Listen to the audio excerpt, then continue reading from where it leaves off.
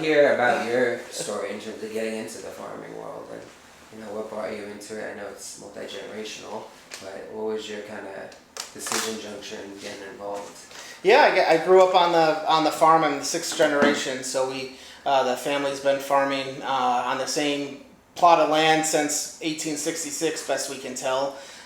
So yeah, I grew up on the farm doing every odd job I could, or trying to make some money in the summers, and I realized I just really liked it and I enjoyed it. So then I still wanted to go off to college and get some life experience, so to speak. But all along the way, yeah, everything kept pointing me back toward the farm, wanting to make agriculture the career, basically. So, and I grew up in the farm at a good time when the economics and the fruit and vegetable business were maybe not great, but they weren't bad. There was a lot of opportunity. Even in the financial crisis around 2008, there was a lot of turmoil all over the country economically, but that farm economy was kind of rising at that same time. So it was a good time to start gaining interest and looking to get involved.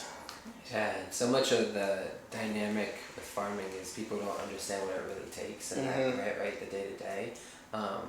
What have you seen as like a core value within your family farm? I mean, obviously over 6 generations that has been prominent to lead to success. Is clearly it's been a success. Yeah, diversification's been important. So for the first 3 generations of the farm, it was just a subsistence farm. Like 90% of the rural landscape around here in Niagara County, people just farmed to survive, because that's what everyone did. But the farm did persist even past that World War II time frame, once the nation kind of industrialized. And I think a big part of that was diversification, and then willing to jump around and try new things. My grandfather was a pretty large hog grower, but the hog economics were changing, and he either had to get bigger and scale. This was back in the 1960s, or maybe try something else. And he started planting dwarf apple trees. At the same time, he kept his tomato operation and market garden type things going to